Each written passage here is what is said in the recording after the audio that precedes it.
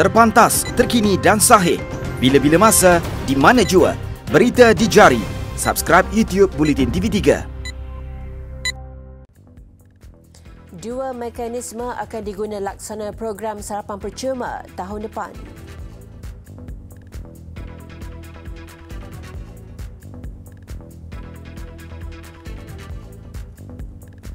Elak jadi beban kepada negara, Malaysia akan urus isu pelarian secara lebih berkesan.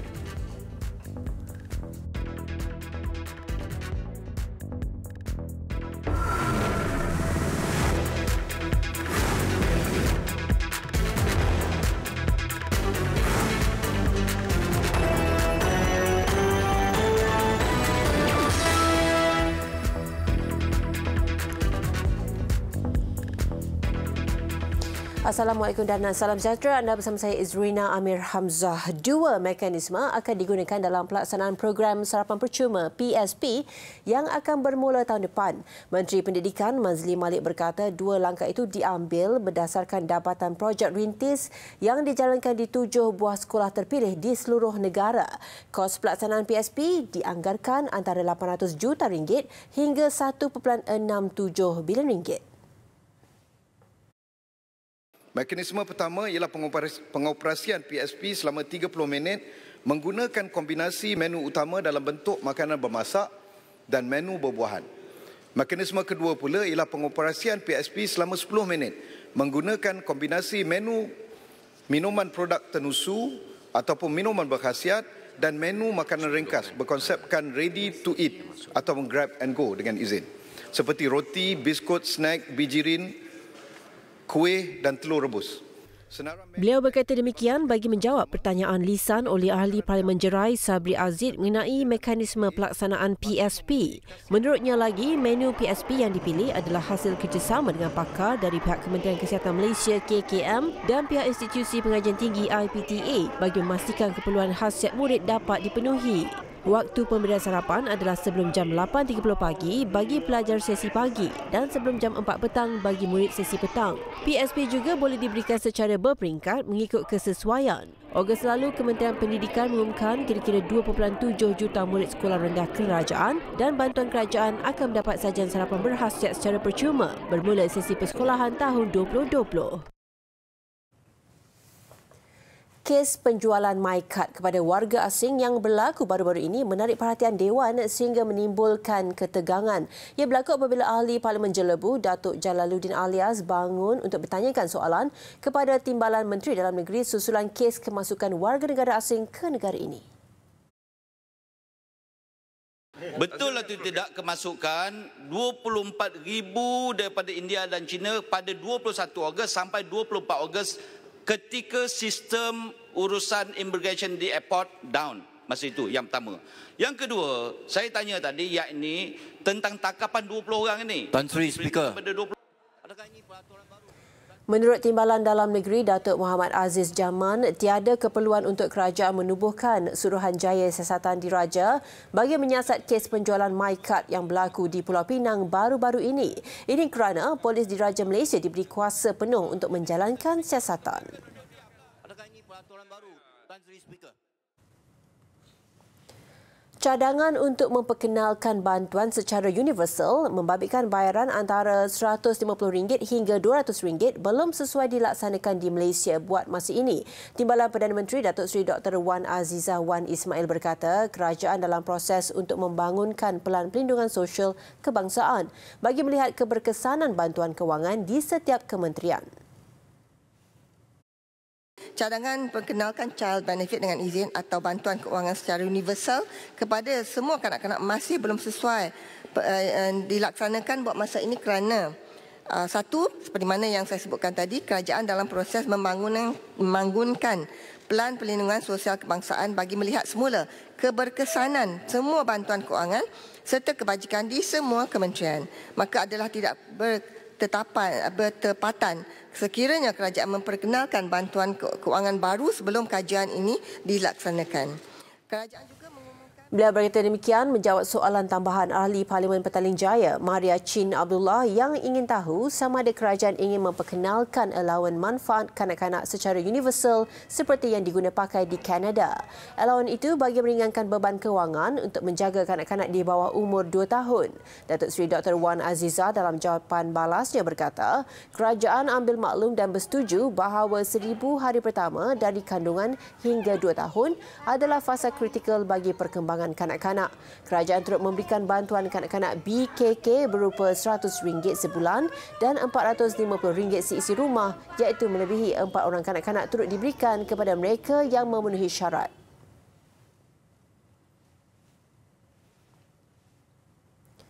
Seorang kanak-kanak lelaki berusia 9 tahun dikuatiri lemas selepas terjatuh ke dalam longkang ketika bermain bersama rakannya di Bukit Permai Ampang, Ibu Negara petang semalam. Ketua Balai Bomba dan Penyelamat BBP Pandan, Muhammad Faizal Mat Zain berkata, panggilan kecemasan jam 6.22 petang dan sehingga kini operasi mencari mangsa masih diteruskan.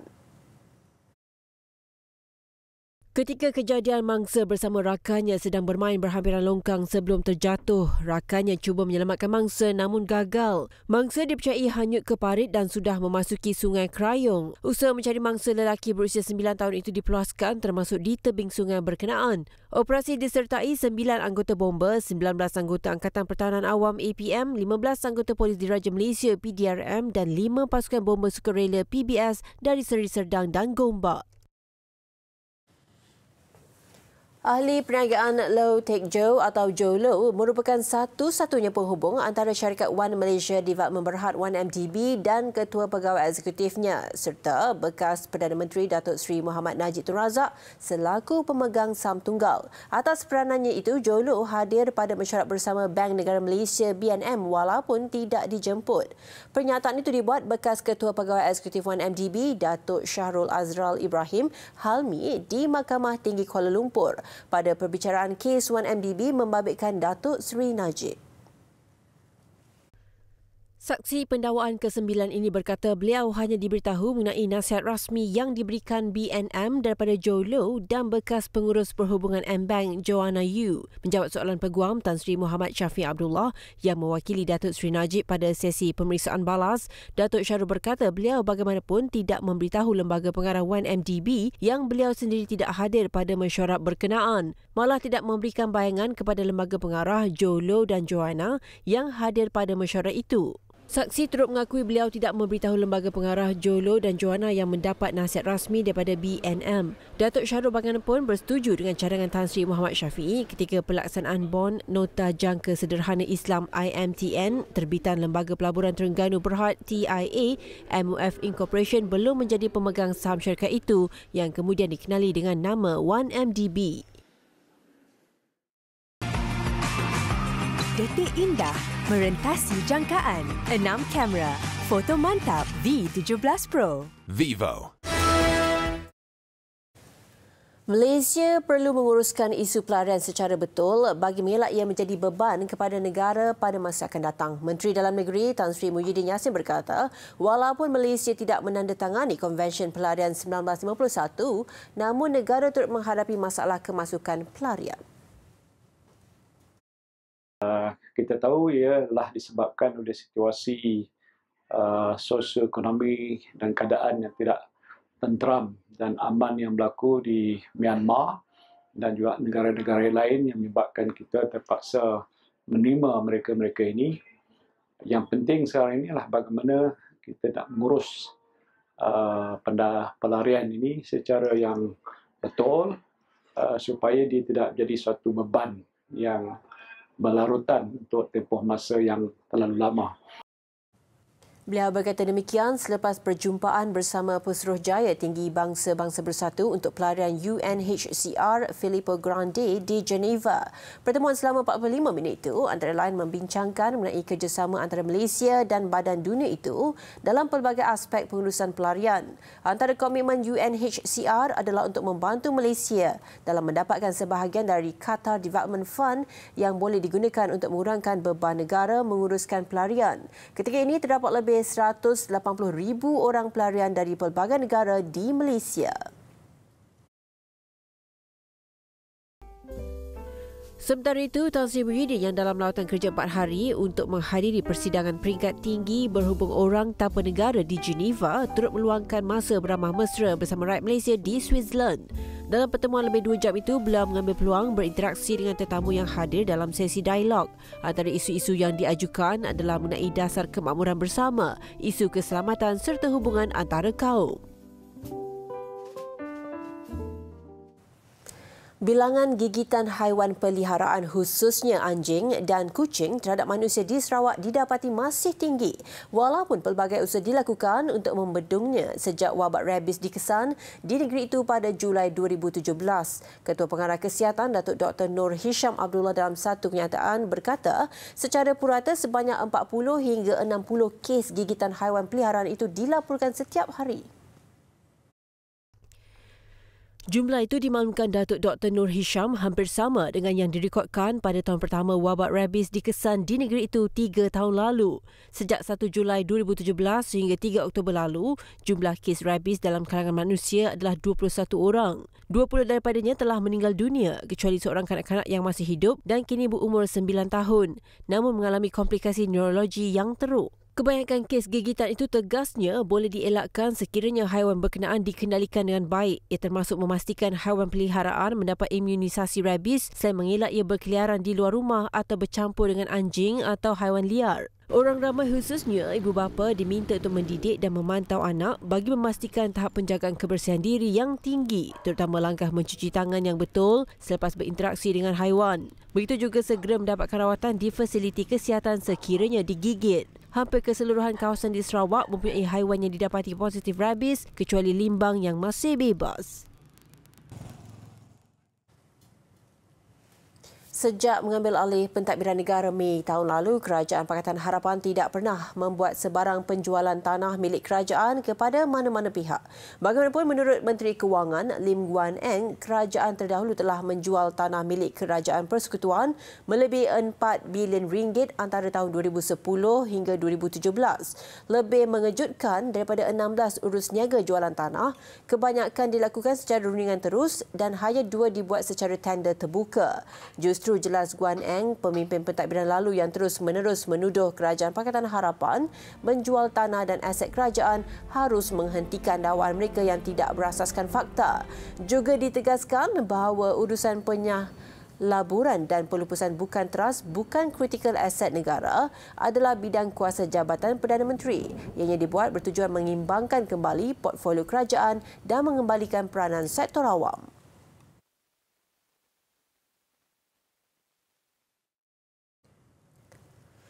Bukan hanya meringankan beban pemilik kenderaan yang layak, malah pengagihan subsidi petrol bersasar yang bakal dilaksanakan tahun depan mampu memberi penjimatan kepada kerajaan. Melihatnya sebagai satu langkah positif, Ketua Ekonomi Bank Islam berkata sumber kerajaan yang terhad hanya diagih kepada mereka yang memerlukan dan lebihannya boleh dialihkan kepada perbelanjaan lebih produktif.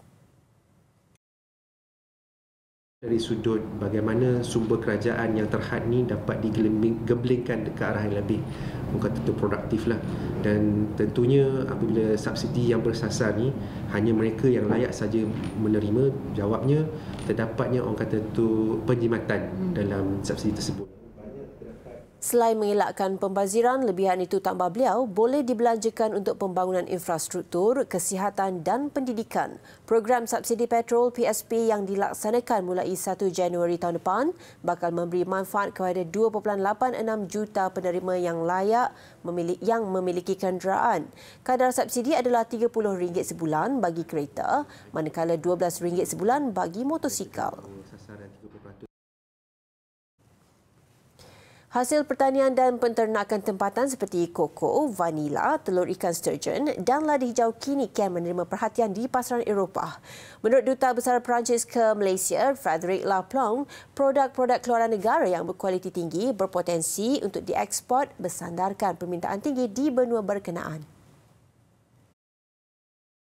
From rice to vanilla, from shrimp to fish, and from caviar to chocolate. All these products have a potential market in Europe. Malaysia does not export very many of these products to outside. because the production is not very big. So one of the first steps is probably to grow a bit the production and also to brand the production, to make sure that people understand that these Malaysian products are high quality. Terdahulu berlangsung majlis makan tengah hari dengan hidangan masakan Perancis menggunakan hasil usahawan tempatan. Jelas Frederick, banyak peluang untuk membangunkan produk yang lebih pelbagai dari Malaysia untuk memasuki pasaran Eropah. Can I take the thing? Sorry.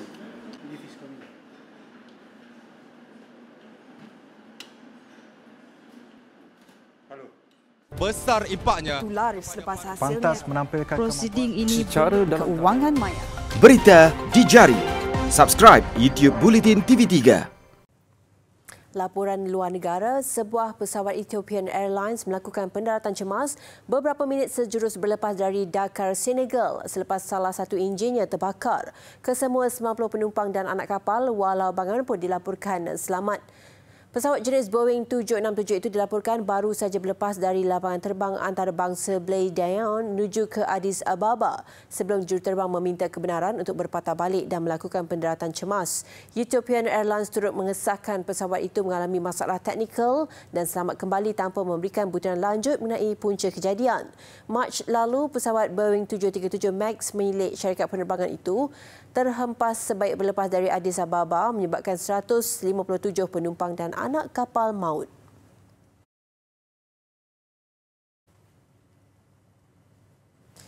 Seorang lelaki ditahan polis bagi membantu siasatan berhubung kes bunuh seorang wanita di Chita, Rusia. Suspek 38 tahun disyaki terbabit membunuh sebelum membuang bahagian kepala dan badan milik Elizaveta, 19 tahun, dari balkoni sebuah rumah pangsapuri.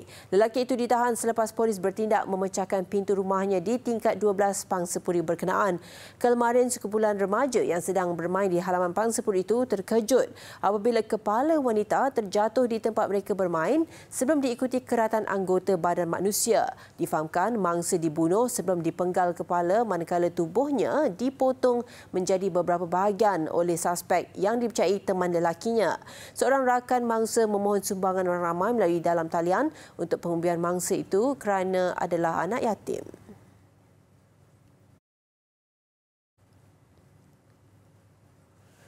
Pemimpin cawangan Asia Selatan Al-Qaeda terbunuh dalam serangan dilancarkan tentera Amerika Syarikat bersama Afghanistan di selatan negara itu. Menurut pengesahan pegawai Afghanistan, Asim Umar yang mengetahui Al-Qaeda di benua India AQIS sejak penubuhannya pada 2014 terbunuh semasa serbuan pada 23 September di sebuah kompleks Taliban di daerah Musa Qala, wilayah Helmand. Direktorat Keselamatan Nasional NDS Afghanistan berkata, Umar adalah warga Pakistan, namun beberapa laporan mendakwa beliau dilahirkan di India. Dia terbunuh bersama 6 anggota AQIS yang lain, kebanyakannya warga negara Pakistan. Turut maut seorang lelaki yang dikenal pasti sebagai Raihan, seorang utusan bagi pemimpin Al-Qaeda Ayman Al-Zawahiri.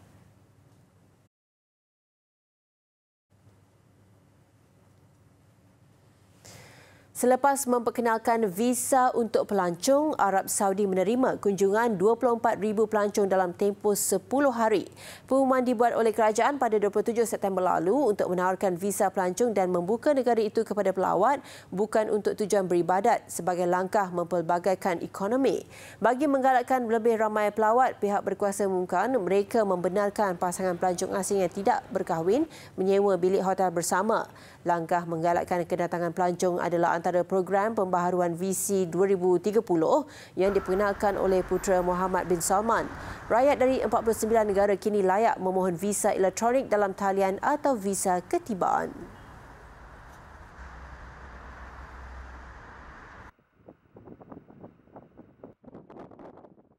Besar impaknya. Laris selepas hasilnya. Pantas menampilkan prosiding ini secara dalam keuangan maya. Berita di jari. Subscribe YouTube Bulletin TV3.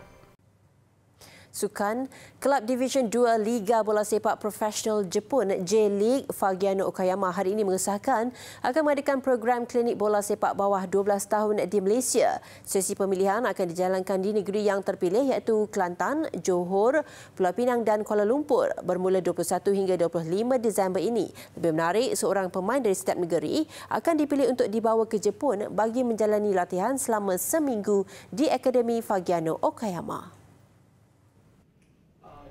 Apa yang pasti, program ini dilihat kesinambungan selepas kejayaan penyerang bawah 19 tahun negara Hadi Fayad Abdul Razak beraksi bersama Kelab Division 2 Jepun Fagiano Okayama. そういったご縁から今回マレーシアの方にお邪魔して、いろんな関係者にご挨拶させていただいているのが一つあります。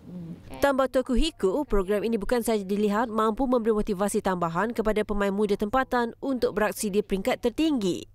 それはハディに限らず他の選手も含めて、リーグ戦のもうちょっと結果を見てそれから決めることになります。 Sementara itu, perkembangan terbaru Hadi Fayad Abdul Razak, kontrak penyerang kelahiran Perak itu bersama Fagiano Okayama bakal tamat pada Disember ini. Jelas Tokuhiko, walaupun jarang beraksi dalam skuad utama, Hadi menunjukkan peningkatan memberangsangkan dan semakin serasi dengan corak permainan pantas Jepun. Untuk rekod, Hadi disahkan menyarung jersey Kelab Division 2 Liga Bola Sepak Profesional Jepun J-League Fagiano Okayama untuk tempoh setahun bermula Disember tahun lalu.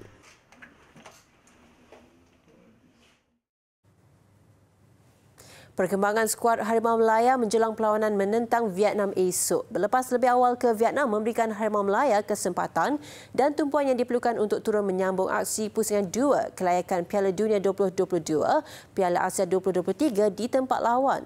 Semuanya berjalan dengan lancar setakat ini, menyaksikan jurulatih Tan Cheng Ho mula menggilap taktikal serta memantapkan kombinasi terbaik menjelang perhitungan kedua-dua pasukan malam esok. Barisan Negara terus berada dalam motivasi tinggi ketika di padang latihan mengasah percaturan direncana jurulatih Tan Cheng Ho. Semua posisi dari penjaga gol, pertahanan, tengah serta serangan memainkan peranan penting menyaingi Vietnam. Lawan sememangnya diketahui berada dalam kelas tersendiri, justru Harimau Melaya tiada pilihan selain meningkatkan lagi tahap permainan. Pemain negara juga menyedari mereka tidak boleh terus hanyut dengan kejayaan menewaskan Sri Lanka Sabtu lalu. Cabaran kali ini berbeza, pasukan ranking nombor 1 Asia Tenggara Vietnam yang tampak mantap di segenap posisi. Malaysia turun dalam aksi ketiga kumpulan di Stadium Maidin jam 8 malam waktu tempatan esok dengan mengumpul 3 mata. Sementara ianya aksi kedua tuan rumah yang seri tanpa jaringan menentang Thailand sebelum ini.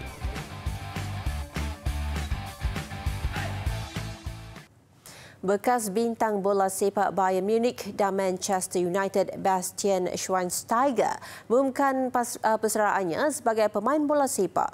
Kenyataan dari bekas kapten pasukan Jerman itu dibuat di laman Twitter miliknya lewat malam tadi. Pemain berusia 35 tahun itu menggantung boot ketika pasukannya Chicago Fire gagal ke playoffs Liga Amerika Major League Soccer. Schweinsteiger telah membuat penampilan bersama Bayern Munich sebanyak 500 cap termasuk memenangi 8 gelaran Bundesliga dan Liga Juara-Juara pada tahun 2013. Dia kemudian berhijrah ke Manchester United dan kemudian ke Liga Amerika bersama kelab Chicago Fire. Penampilannya bersama pasukan Jerman juga antara yang diingati apabila membantu Jerman memenangi Piala Dunia pada tahun 2014. Sejurus selepas pengumuman persaraannya di media sosial, jurulatih Jerman Joachim Löw mempelawa pemain tengah itu menyertai staf kejurulatihannya.